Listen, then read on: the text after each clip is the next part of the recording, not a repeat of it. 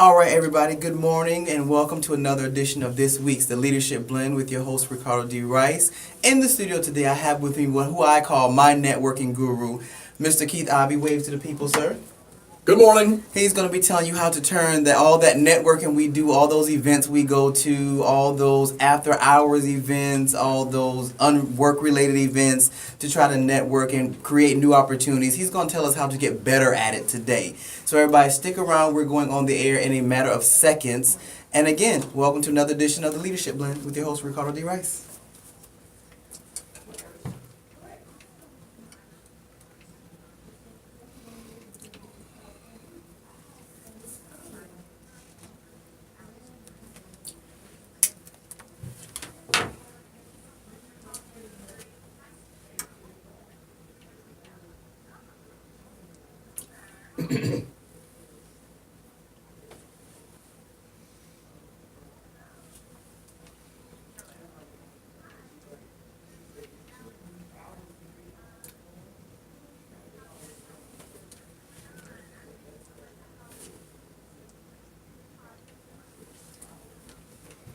All right, good morning, good afternoon, depending on where you are. Welcome to another edition of this week's show, The Leadership Blend with your host, Ricardo D. Rice. It is another, I was going to say glorious, but it is raining outside and it's a little muggy. So not so glorious, but it is another day in the lovely city of Atlanta, Georgia. Today, we are going to talk about how do you get better at networking? What is networking? Networking, in essence, for those of us who are entrepreneurs or those of us trying to better our careers or get better jobs, are those opportunities that we seek when we go to networking after dark or professionals in environments, those types of events where we go to pass out business cards and hobnob with other individuals who we feel or we think are in maybe better places or in different arenas that we would like to get into or like to aspire to. So today we're going to talk with my new friend, the networking guru, Mr. Keith Ivey. Hello, Ricardo. How are you doing today, sir? I love that applause. Standing ovation. I love that. I told you on Thursday. I didn't know if he was going to do that little womp womp womp thing. I figured he has that. So Scott, do you have that? I think he has that. Or he's got crickets. Well, you guys that are out there listening on the radio, you can hear the applause. People who are watching on YouTube and Facebook Live cannot hear the applause. So it's just kind of like this They have silence. to take our word for it. There was applause Exactly. there. So I'm going to start clapping my hands so that they'll know that's what's happening when they look at the video. But they can't hear anything. So today, Mr. Ivey is going to expound upon how to turn networking into dollars or just better opportunities. So Keith, introduce yourself to the people. Tell us a little bit about your background. What makes you the networking guru? Oh, I'm the networking guru because you said so. That's what makes me the networking guru. Look, again, let me segue. Okay, Keith is another individual that I met in the Now meetings we have on Thursdays at 3 o'clock. And when I tell you, when I came in, he was, I'll say moderator for lack of a better term, the moderator of the group. And when I tell you, just have big personality, he just makes you feel comfortable. He's just an all-around great guy. So that is why I deemed him. And that's what he does, which he's going to explain. That's what he does. So, okay, now Karen. Excellent. I became a networking guru or professional or however we want to describe that, totally out of a sense of necessity. I used to own a production company out in California. I did theatrical production for corporations going to trade shows. And I honestly thought that would last forever. It was like, this is the thing I will do until I sell it, and someone else will do it for the rest of their lives. And then 9/11 came along, and I lost the company because airplanes stopped flying. So I closed the company, and I was in my mid-50s, and I said, well, I'm extremely unemployable. And so I said, I'm going to run away and join the circus. But the circus, I didn't have any skill for the circus. And so I went as close as I could. I joined the cruise ship industry. And I worked on cruise ships for 2 years. Well, I came off of cruise ships and discovered something interesting. Life in general had passed me by for 2 years. I'd been out in the ocean for 2 years. I had paid very little attention to anything. I frankly thought I would stay on cruise ships for the rest of my life, but I didn't. So now I'm back on land, and I said, okay, Keith, you've got enough money to live X number of months. What are you going to do? So I looked around for something to do, and I came upon a business, and I signed up for this business, and I'm going to do this business. Well, I met a guy who was very successful in the business that I had selected, and he made $100,000 his first year. And I said to him, how in the world did you make $100,000 in your first year? He said, well, it's very simple. I made 50 phone calls every day for a year to prospects. And I said, wow. He said, if you'll call 50 prospects a day, you'll make $100,000. And I said, that's great. I don't want $100,000 that bad. And so I said, I think I'll go out and go to networking events. So I went on Meetup. I found all the networking events I could go to, and I started going. And I was having a great time. I was drinking beer, and I was eating chicken wings, and gaining weight, and I was meeting nice people. And that sounds counterproductive. Oh, I was having a ball. But at the end of the month, I would say, this was really fun. I spent maybe $150. I burned a lot of gas, and I made no money. I can't keep doing this for the rest of my life. I may have to start making those 50 phone calls. I don't want to do that. So I said to myself, why don't you take networking, those experiences, and break them down into their component parts and sort of like act as if networking is a client and figure out what it is that makes networking work. And so I did that. I took 3 months to basically go to these things as an observer, and I watched what was happening and figured out there are certain things that I have to do in order to be successful in networking. And I started working on those, and as soon as I got good at those things, I started making money. And I said, wow, this works. And it doesn't work because I studied it in a book. It doesn't work because I learned it from somebody else. It works because I figured it out, I did it, and now I have validated it.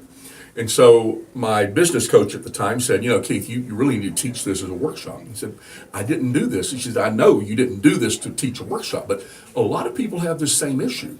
You need to teach this workshop. So I started doing a workshop where people would come and I would share with them what I do. And I always said to them, I'm not teaching you the gospel. This did not come down from on high. This is my experience.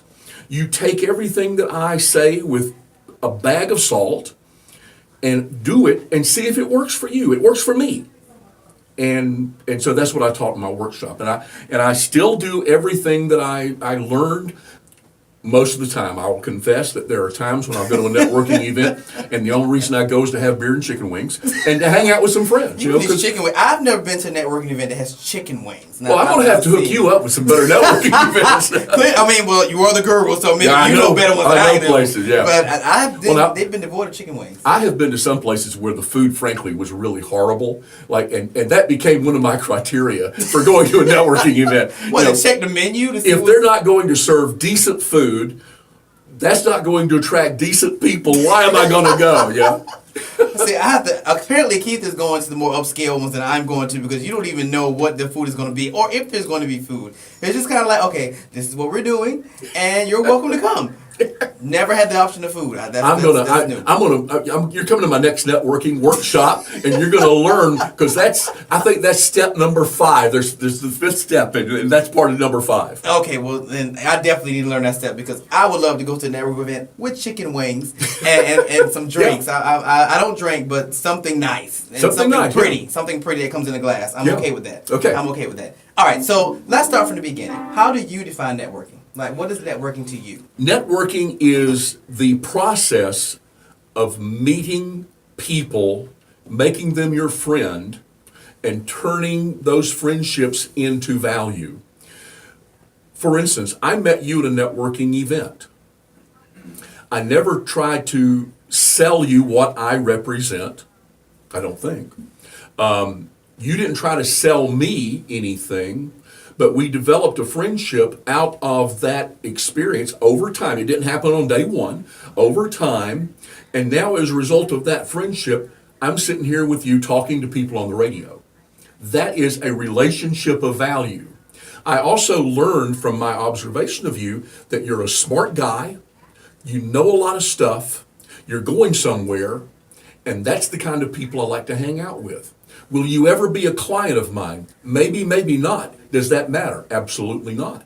What matters is that we have a relationship now of value that began in networking.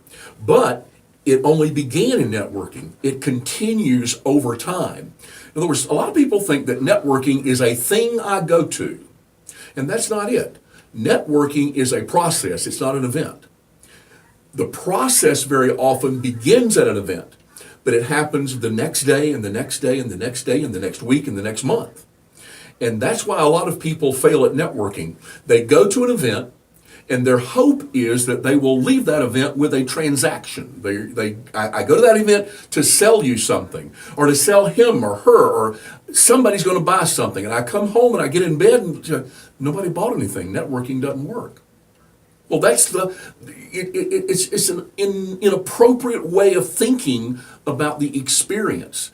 The networking event was designed to put us together and over time see how valuable we can become to each other.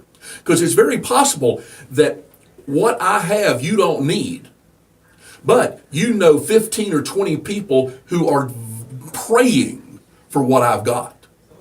And I'll never meet them if I don't meet you. So to me, that's what networking is all about. That's a very good ideology. So, okay, let's get into personalities. Does a personality make a difference? For instance, let's say introverts versus extroverts.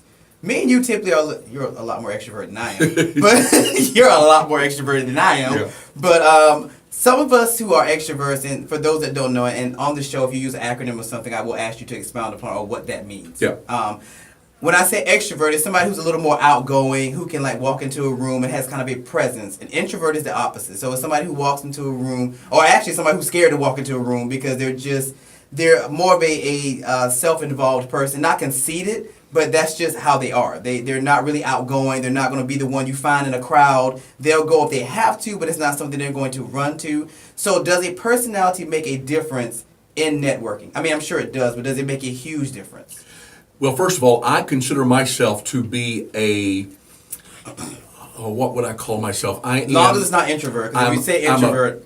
I am a practiced extrovert. I'm not an introvert, but to some degree I am. I am very happy. Like this past weekend, I dog sit for some friends. I sat in a house for 4 days doing nothing except eating sandwiches, petting dogs, reading a book, and watching Netflix. I was alone for 4 days and had a blast. So I don't need to be out and about with things. But for the sake of my business, and to some degree for the sake of my sanity, I go out and do that. Does a personality make a difference? I think it does. And frankly, I think introverts have a better chance of being successful in networking than extroverts. Really? Yes. Expound. Because we like to talk. Mm. And when you go into a networking event, the worst thing you can do is do a lot of talking. Because if you're doing a lot of talking, you're not doing a lot of listening.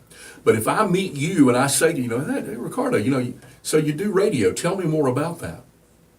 And then you go off and tell me, and I go, really? Well, how did you? So I ask you 3, 4, 5 questions, and in 6 minutes, I know more about you than you know about yourself. And you know nothing about me. And then we leave, and you go, golly, he's a good talker. When all I did was ask you questions. Now, for those of us who like to talk, we can get into the habit of answering the question, what do you do, with a long answer. We have to get really good at giving very, very short answers and then asking a question. And if you can ask a question, I used to do sales training, and I went into a sales training situation. I was going to pitch the owner of a brewery on how I want to do sales training for his staff. And I said, before I talk to you about sales training, I need to ask you some questions. And so I asked him question. About the 5th question, he said, stop. I've got a question for you. You've taken up 20 minutes of my time. I want to ask you a question. Okay. Can you teach my staff how to ask questions? Yeah. You're hired. I got my very, very first sales training job because all I was going to teach them how to ask questions. Asking questions is vital. Watch a news reporter. Watch people in the news ask questions and figure out how to ask a question. And that's something I teach in my workshop, how to ask questions, because asking questions is vital. Okay, so we just finished our first segment. As you can see, Keith is full of knowledge. So when we come back, we'll start getting him more of the do's and the don'ts from his perspective of what you should and shouldn't do in networking events. So stick around on the Leadership Blend with your host, Ricardo D. Rice. Okay. That's fine. Very good, very good, very good. I'm captivated. Am I taking too long for answers? No, that is absolutely perfect because it makes me have to ask less questions, which I normally have to ask a bunch of questions, Yeah. which either way is fine. But Yeah. I knew I would have to ask you a lot, so that's why I was kind of excited about you because Yeah. I knew you would get straight to it. All right, so on the breaks, we usually talk to the YouTube listeners, well, actually, and Facebook, because I can't do Facebook today. Hi. So Hello, Facebook. we And usually YouTube. drop nuggets in between the breaks, so they Uh-huh. get something that the listeners can't get. So tell me about the cruise ship job. I'm really interested in that. Oh, it was really funny because I was doing motivational speaking at night. Really? On a cruise ship? No. This was before I went Oh, to I'm cruise about to say on a ship. cruise So I was speaking motivational stuff and being totally depressed and drinking too much during the day. And so I'm in a bar out in Southern California. I went to the same bar every day. And a guy comes in and he says, "There's something you ought to think about doing." What? He said, "Get a job on a cruise ship." What? He You said, do have the personality for it. I will say that. "Yeah, but you would think, whatever you think I was doing, I wasn't doing that. I got a job as a port and shopping guide. Basically, I was the guy who did 1 hour every week of a live show where I would invite primarily women and who would drag men and tell women where to buy diamonds, where to buy jewelry at stores on land that had paid for advertising. So my message was, you're going to save a lot of money when you buy diamonds. Good things happen to men who buy diamonds, and I get a commission. So let's all work together here to make this work." Are you serious? Yeah. Okay, I didn't. I thought you'd be the one that's like. So for 2 years, I was basically doing shows on ships all over the Caribbean and all over Alaska for 2 seasons. Wow. Okay. All right, everybody. We are back on this week's edition of the Leadership Blend with your host, Ricardo D. Rice. Today, I'm out of it. It's been a very long weekend, so y'all gonna hear me going in and out. It's been a very long weekend, which I have not had any long time, just with working and getting stuff together and things of that magnitude. All right, so we're back with Keith Ivey, and he was talking about networking, and we were going into what I'll say was the history of networking and things of that magnitude. All right, so let's get into mindsets. Is there a mindset that you should go into? Because you kind of started on it, and I want to really delve into it. Is there a mindset you should have when you're going to these networking events or when you're in a networking environment? Things of that magnitude. Well, yeah, I think there is. And I think that mindset is, in fact, that's probably why I do the workshop, is to give to my student skills and a mindset. Those are two things. I don't deal with motivation. I figure that they're already motivated to be successful, and I tell them that, if I've got to choose between a motivated brain surgeon and a skillful brain surgeon, I'll take an unmotivated, skilled brain surgeon every day of the week. So I'm going to leave motivation up to them. So I'm teaching them skills and mindset. The mindset is a result of learning skill. Once you've learned skill, you've got the right mindset. And one of the first things I teach in the class is, I ask them a question: why do you go? Look at all the networking group or events you go to right now. Why are you going? If I ask 100 people why you go to networking events, they'll virtually always say, "Well, to build relationships." Build relationships. I said, okay, let me ask you a question. If the state of Georgia passed a law that said you can go to every networking event you want to go to, but you cannot make any money off of any relationship you build at a networking event, would you still go? And there's always silence in the room. And the reason is this: we don't go to networking events to build relationships. We've already got plenty of relationships. We don't need more friends. We go to networking events to ultimately make money. Because if you remove money from the equation, networking stops. Except social, there's some things. Yeah, it's like but social gatherings, generally, it's business networking is designed for, I go in order to build my business. And if I can't build my business, I won't go. I'll go, I've got to build the business, so I'll find another method for going. So I talk to them about, you've got to know why you go. And to be honest with yourself, you're going there to prospect. Now, I go for prospect, I'm looking for a prospect for my business. I'm looking for a prospect for my networking workshop. I'm looking for a prospect for a person that, like you were a prospect, but not for my company and not for my workshop. You're a prospect of a person that's going somewhere, and I want to stay in touch with you as you go. I think I can be helpful to you. I think you can be helpful to me, so that you're a prospect for making my inner circle stronger. You're also a person that I can refer to people. I'm not at all embarrassed by saying, John, talk to Ricardo. He's got something you need. And I'm very careful about that. I'm very picky about who I connect people together. I absolutely believe that. So I'm going to prospect. Now, sometimes I'm just prospecting to meet somebody who does something so incredibly unique that I have to go, okay, I'm sitting down and we're talking, tell me about that. I met a guy at a networking event once he was about 80, and he was a sword swallower professionally. He used to work in vaudeville. Okay, was that circus when you were on that circus kick and you decided and you found a networking event for like side people? No, why he went, I have no idea. But he's a sword swallower. And so I said, okay, you are the wackiest person I've met in a year. We sat and we talked. And I spent almost an entire evening with this guy. He was not a prospect for anything except a prospect for interest. Wacky interest, and I enjoyed the conversation. So I go and I teach my students to go for prospecting, but to be very clear about that.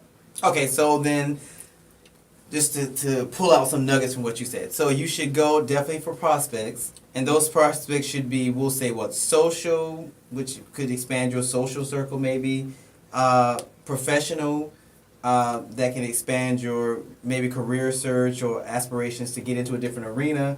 And lastly, what would be a good last one? Because I feel like it was like 3. So social, professional. Someone that I can refer to others. Someone that I can Referrals. Connect. So yeah, I'm looking for people who help me build my business. Somebody who can participate in my workshops, and somebody that I can just have interesting conversation with, and someone that I can introduce to somebody else. Okay, 4 good points. All right, so for individuals who are going in, let's focus on entrepreneurs, because I do have a lot of entrepreneurs that listen. Is there a certain, because I always tell people that they should have what is called an elevator pitch. I'm very big on elevator pitches. I believe it can make or break your business. The ideology that when you get in an elevator, you meet Oprah and you have this great media project, and she gives you as much time it takes from get to floor 1 to the suites where her office is, so we'll say 29 floors. You have that much time, if not less, to pitch yourself to an executive. Is there a certain level of working knowledge about yourself that an individual should have, and especially entrepreneurs? Yes, and I would say let's say we meet Oprah on an elevator, or we meet Oprah in a networking event where there are 500 people. Because those are 2 different types of experiences.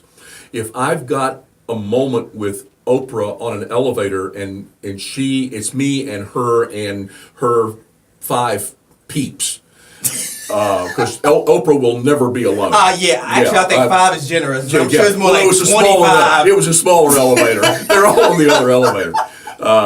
Or they're already up there in the suite. I need a 30-second pitch about something that is going to make her go, really? Bob, talk to him.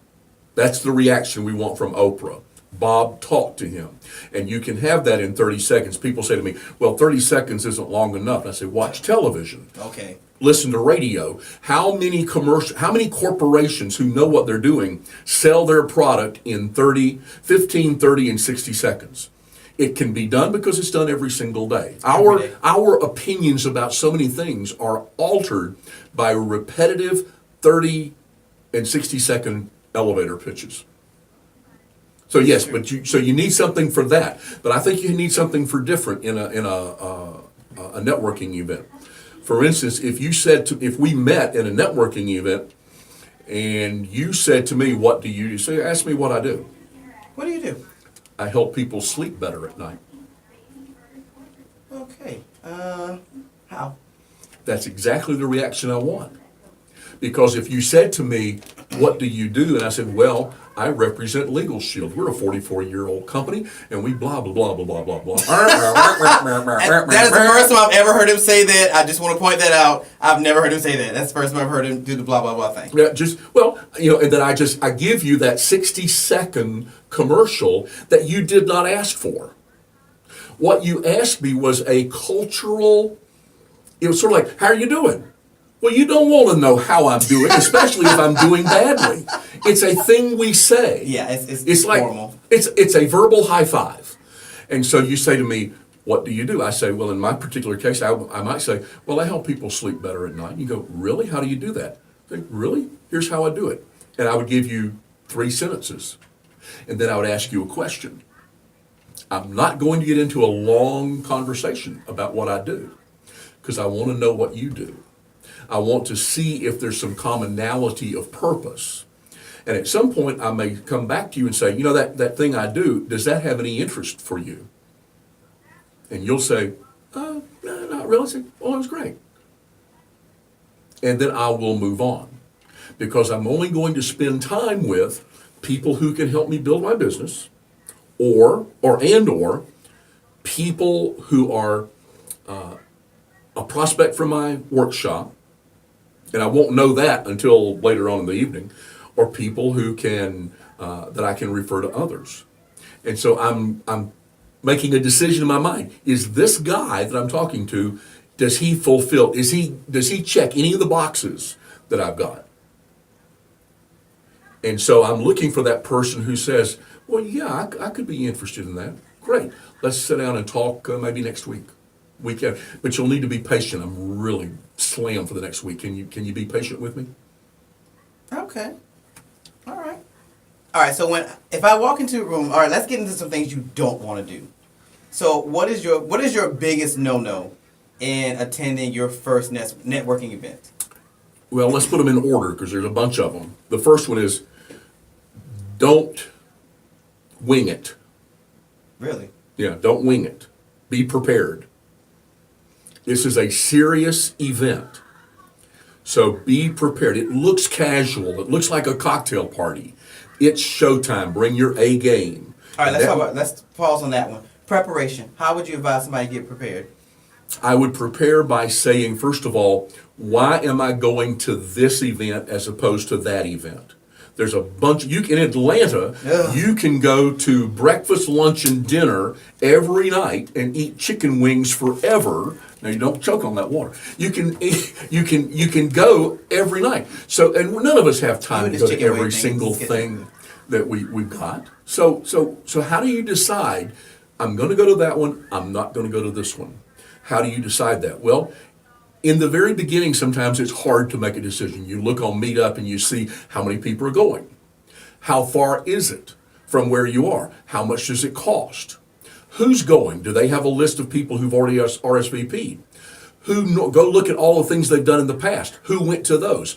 Is your desired market, the people you really want to talk to, going to that event? Joel Peskin in Atlanta does a huge event about every month. Joel's list is, if you subscribe to Joel's list, you will see every event in Atlanta that is worth going to. And Joel does this big event that's got 300, 400, 500 people every month. Everybody ought to go to that, because no matter who your prospect is, there's somebody at that event. And guess what? They usually have chicken wings. So, you go. You're already winning. Yeah. Keith is winning. They have chicken wings. He's winning. Either chicken wings or those little chicken legs or something. Whatever. I don't know what they call it. chicken fingers. That's where the chicken gave its best. It gave all of its fingers. But the first thing to do is be prepared by really giving some serious thought to why you're going to that event, and then get to that event early. All right. Let's pause there because Okay. I knew preparation was going to be a good long one, so we'll come back into preparation. All right, so Okay. when we come back from break, we're going to get into how to get prepared to expand your circle and actually do the best at a networking event. So stick around on the Leadership Blend with your host, Ricardo D. Rice. All right, good How stuff. time flies when you're...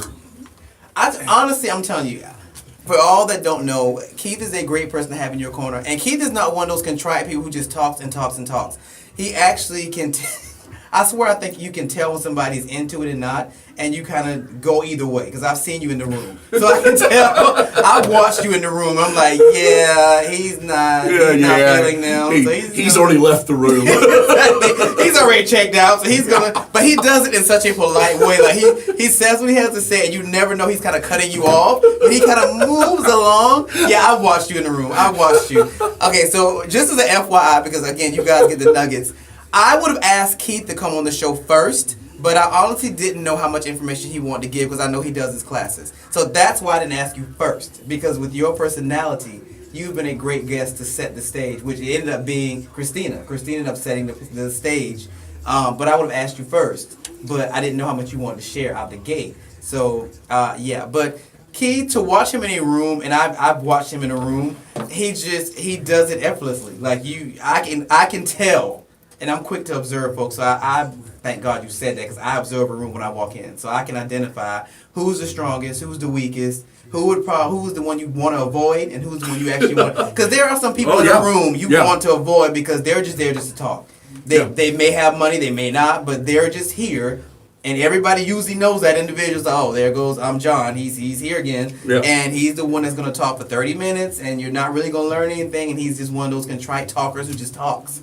And I will say that you are not like that. And tell me really quickly. Actually, let's not even go into anything, because by the time we do, it's going to be time to go back. So let's not even go into anything. But I'll just kind of go on for a second. But yes, he definitely. So tell him about your class real quick. Like, when is the class? You're going to do it on air, but since we have a couple of seconds, just run over some major points for what you do in your class. Actually, okay. It's showtime. It's showtime. All right, welcome back to this edition of the Leadership Blend with your host, Ricardo D. Rice, and my very special guest, Mr. Keith Ivey. And on the break, we were talking about, I was talking about watching Keith, and I will say that really quickly. Because I asked him on because I actually observed him, and those that know me know that I'm a very big observer, a very big discerner of, people you may want to talk to and people you probably don't want to talk to. And I will say that watching him go from being moderator to, I will say, backup moderator, because he still is there, and he jumps in at a moment's notice. Keith is the type that understands a room, and I think that's very important, is understanding the dynamics of a room. And I think it's a skill set that people should learn if you can, because it helps you decipher who you should avoid and who you should talk to. So when we left to go on break, we were talking about preparation. So let's go back into preparation. So what should I do? What does the process look like to get prepared to go to these events? Because in essence, you really should be prepared. Absolutely. So what is that? Let's go back into that. Okay. Well, you know what your you know what your pitch is going to be. You know what the words are you going to use. The worst feeling in the world is to walk into a networking event and to not know what to do and what to say, because that's where the fear and the anxiety comes from. And the first thought is, this doesn't work for me. I'm going to go home and watch television. So you need to prepare by knowing what you're going to say and what you're going to do, and having a strategy. And that's one of the reasons I teach, because that's what I teach. I teach what to say and what to do when you walk in the room. And so you've selected the right place to go. You have gotten you know what you're going to say, you know what you're going to do, and you're dressed appropriately for the event. All right, let's get into dressing. Is there, okay, for men, I know for me a safe bet, and I think we're gearing to, I swear I think we're getting a little more casual in these environments, because at one time it was always khakis, a shirt, or in the real old days, a suit. Yeah. All right, we've kind of scaled down from suits, and you can get away with khakis and a nice dress shirt. Now I'm seeing we're going towards nice jeans and like a blazer type thing, but I guess it would depend on the environment you're in. Is there a good, safe bet for men and women? You will never go wrong. First of all, I would never tell women how to dress because I have always depended on women to tell me how to dress. But and one thing I noticed at most networking events, generally everybody's dressed okay. I'm not always put off by how anybody dresses. Occasionally there will be a woman or a guy who are, I would say, boy, that's a little skosh inappropriate. I may like it, but it's a skosh inappropriate. and so, but generally I find the dress, I don't think you'd ever go wrong by doing casual, classy. Just the way you would dress if you were going to a nice church. Because we dress, people wear jeans to church, and I would say just dress in a way that you're comfortable and you feel like it's appropriate for you. Okay, so carry on with your thought. I didn't mean to Okay.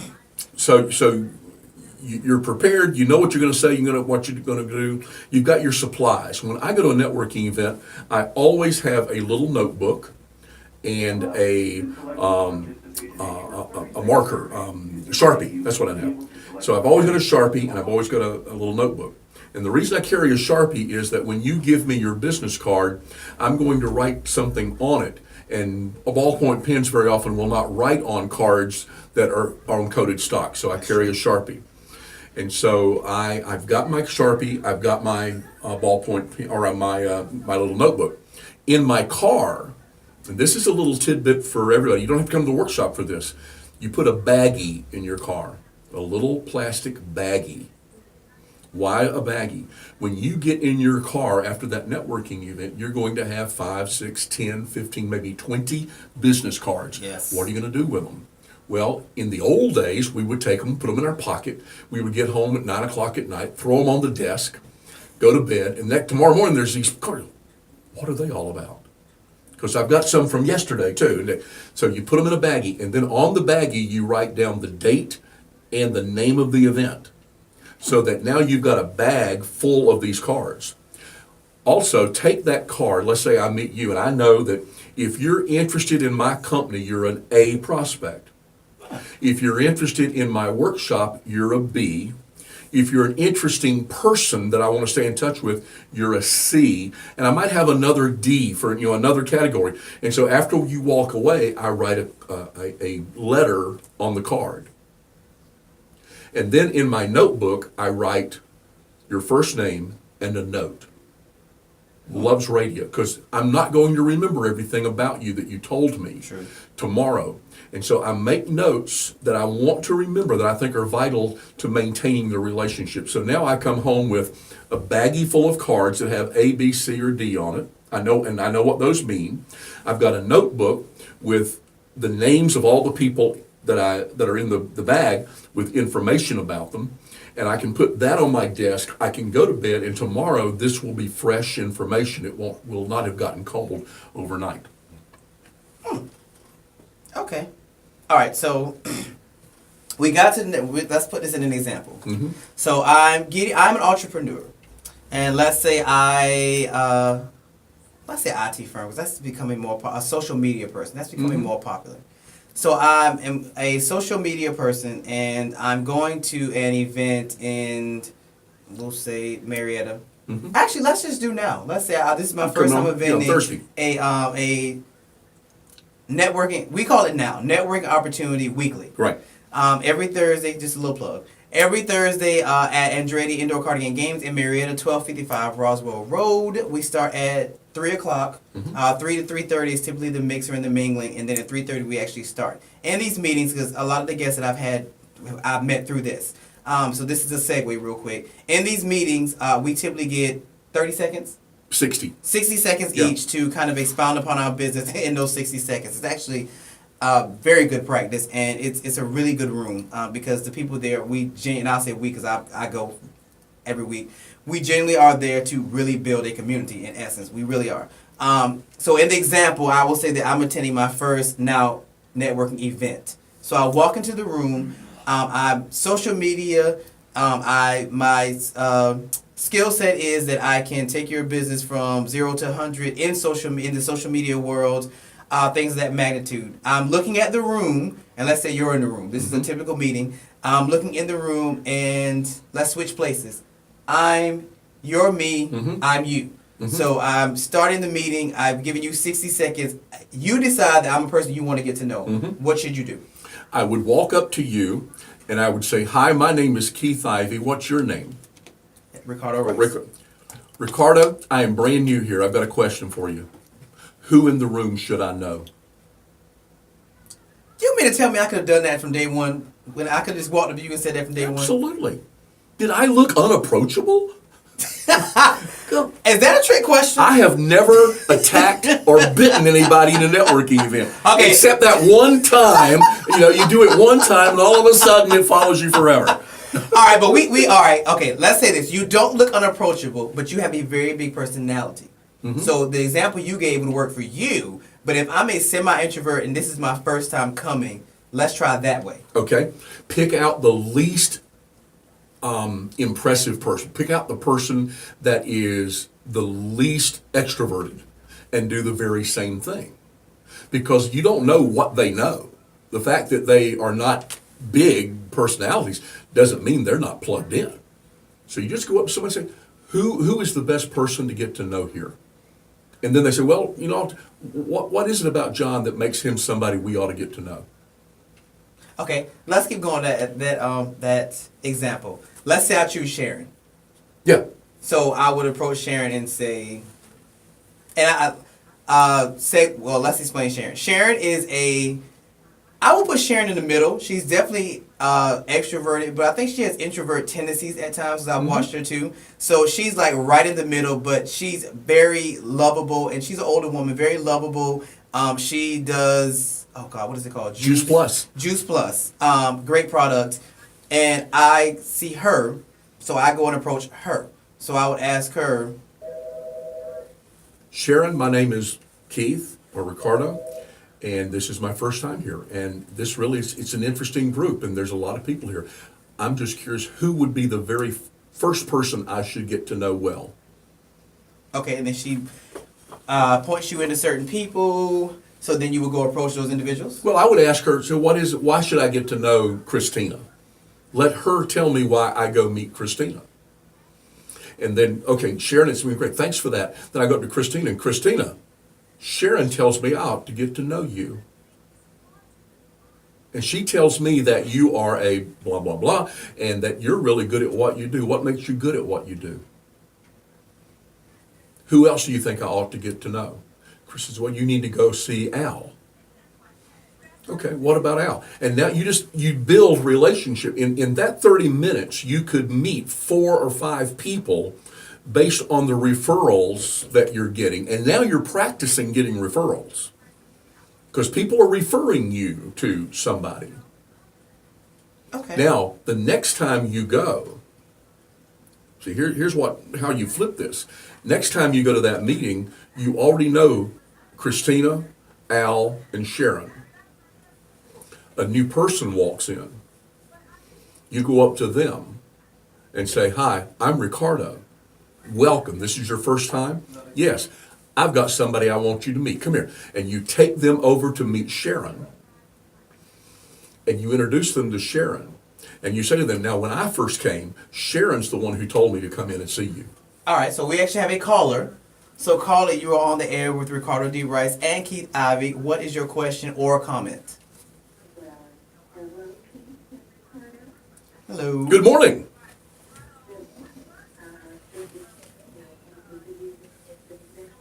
So Sharon's on the phone. Hi, Sharon.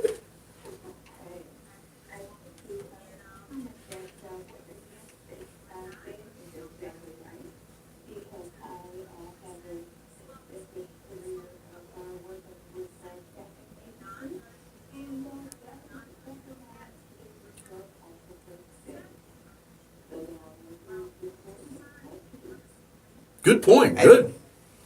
And like I said, Sharon has a great product, Juice Plus, but her personality, because I knew when I first started coming, and I am a little more prone to women than men because I have a bunch of sisters, so I'm quicker to be drawn to women, especially women with lovely personalities, and Sharon has one of those personalities. So after Christina, I think Sharon was next on my radar because I just saw that she was welcoming.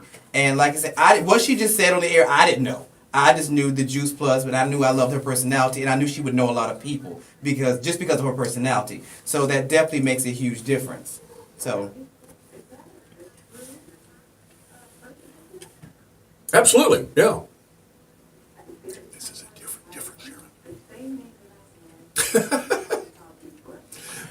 Are you serious? I thought we were actually talking to Sharon. Nope, this is a different Sharon. Wow. No, there is a Sharon who comes to Now on Thursdays. Yeah. Yes, that's what we were So talking about. you come to Now on Thursday, and we'll introduce you to Sharon, the other Sharon. And there is networking, people, because I thought we were talking to our Sharon, and this is a completely different Sharon who does the same thing. So, Well, this Sharon does staffing. okay. Wonderful. Great. We would Love to love have to. Now you got to walk up to. You have to walk up to us and say, "Who should we get to know?" And we'll introduce you to Sharon.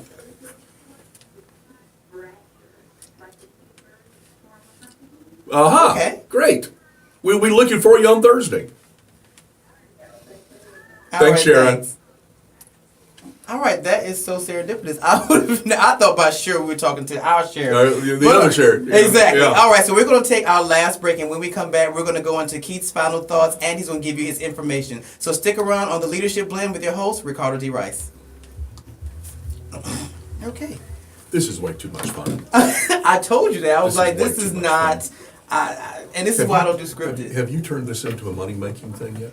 I'm still working it. Well, I spent the last 6 months trying to solidify it because my show is only 6 months old. So I've been, and it wasn't something I wanted If to do. I could make money doing this, I would do this every day. Trust me, I'm going that way because it's I get to bring great people on and just it's just fun. Like it's really really fun. So that's the goal, and I'm getting closer. Anything I can do to help you with that, I just think this is a hoot and a half, and You heard it here, folks. You heard it here. What a wonderful way to introduce people to people. Well, that's the goal. I mean, honestly, that's what I've been doing the last couple of months. I've been meeting interesting people, and I was like, you know what? These people should be heard. Like a lot of people in our room, these people should be heard. They have great products, great personalities. They love people. These people should be heard. So that's kind of how I ask people to come on the show. Yeah. So how do you pick? Either you have something that really stands out about you, or you have a cause that really needs to be heard. And I was like, while I have this platform, I want to be able to, give you guys share that platform. So it's been very very. Well, thank you good. for the invitation. Oh, thank you for coming. And, I knew you'd be great, so I was happy. And like I said, I would have asked you first, but it's all good. The timing is great because it's going into November, and I have a whole different ideology for November, and you kind of set the stage for November. Good. So definitely. All right. So when we come back to this segment, which is the last segment, we're going to get into probably more don'ts so that people know what not to do. Okay. And then we'll have your final thoughts, Okay. and then I'll let you give your information and talk about your class and everything. Okay.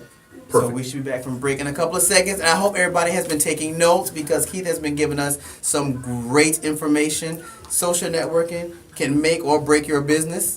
So you definitely want to get better at it. And goodness knows he gave you enough tools today to definitely be able to get better at networking and creating more opportunities and money. So we're going back from our last break. All right, everybody. Welcome back to this week's edition of the Leadership Blend with your host, Ricardo D. Rice. Where we left to go on break, that is just amazing to me. We had, for those that are on YouTube, we had a caller call in, and we were talking about Sharon before we went to break. And she comes to the meetings with us, and we had a Sharon call in, and I assumed that it was our Sharon, and it was not our Sharon, but she had the same name and was in the same, and she also sold the same product. So we just enlarged the community just that fast. So that shows you that networking does work. And that's radio networking. So it does work. All right, so we are back with Keith Ivey, my social networking guru or networking guru. All right, so when we left, we were talking about exiting the meeting. Okay, so let's talk about the next day. After I've attended the meeting, I've categorized the cards that I have. This is the next day. What should my mindset be on the day after?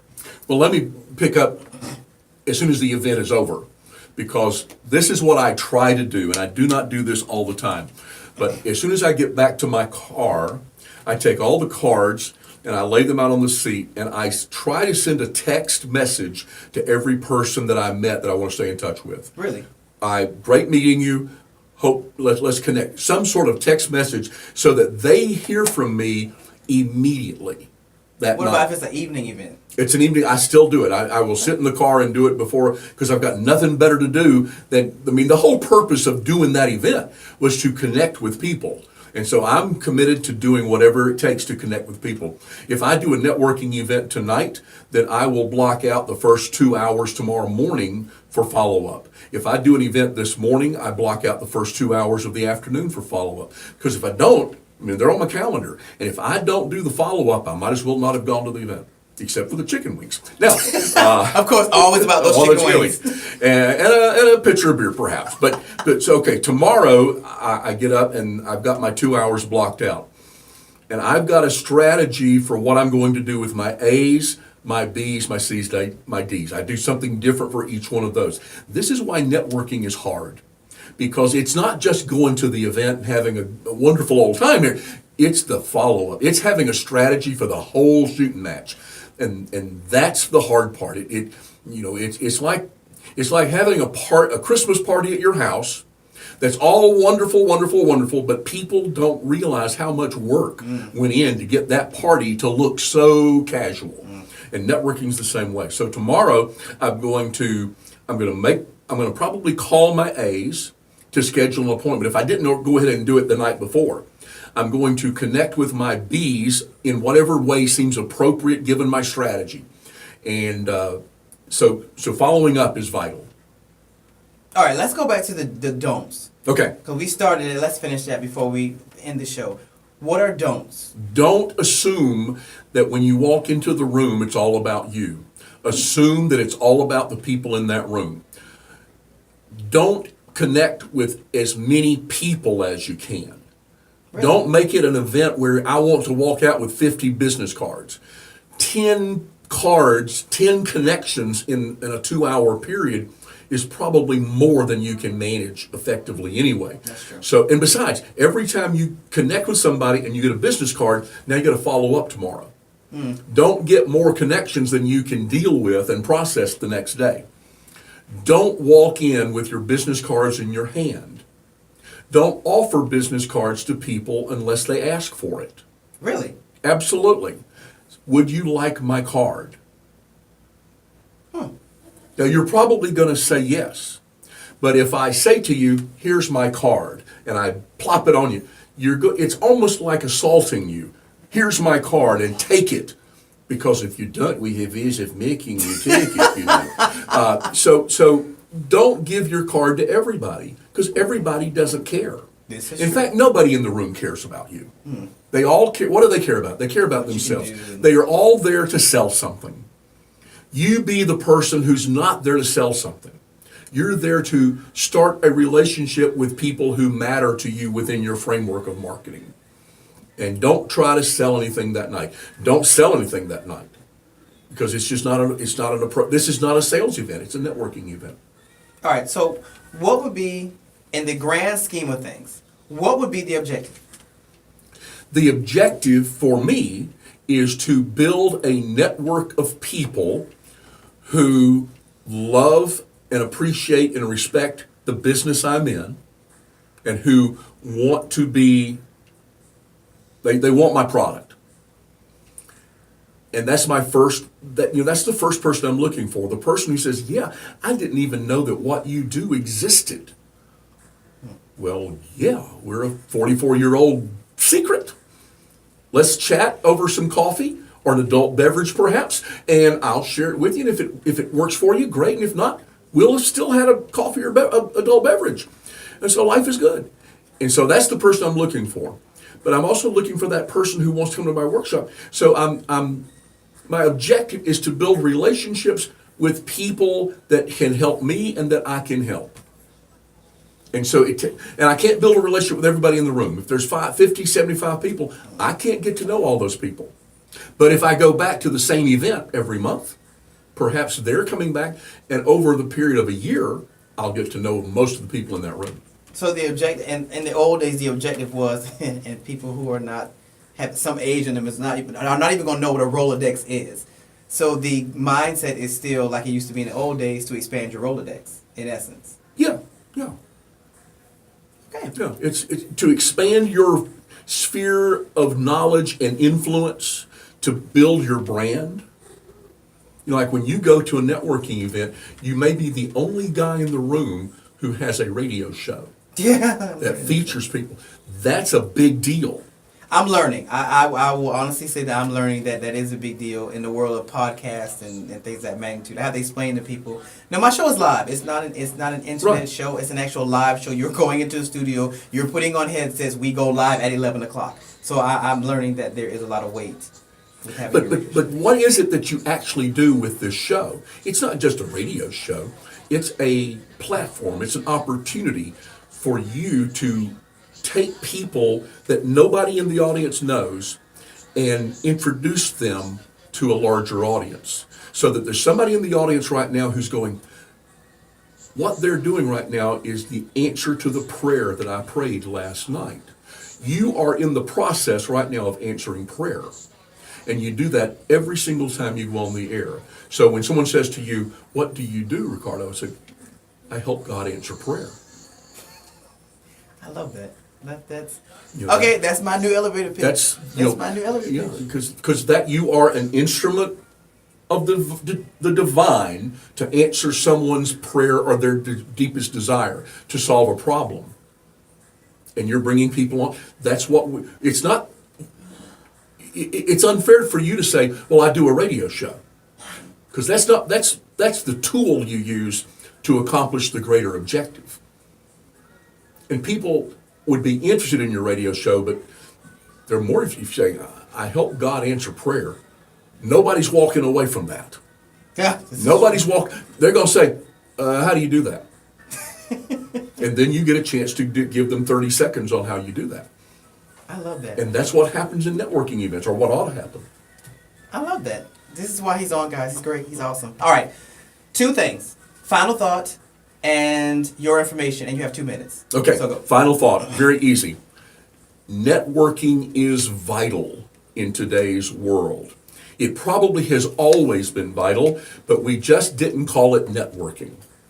We called it something else, but today we call it networking, and there's a vitality to it, and there's an energy to it that if you do it right, if you know what to say and what to do, you will be successful. You can actually turn networking events into ATM machines where they will actually generate revenue.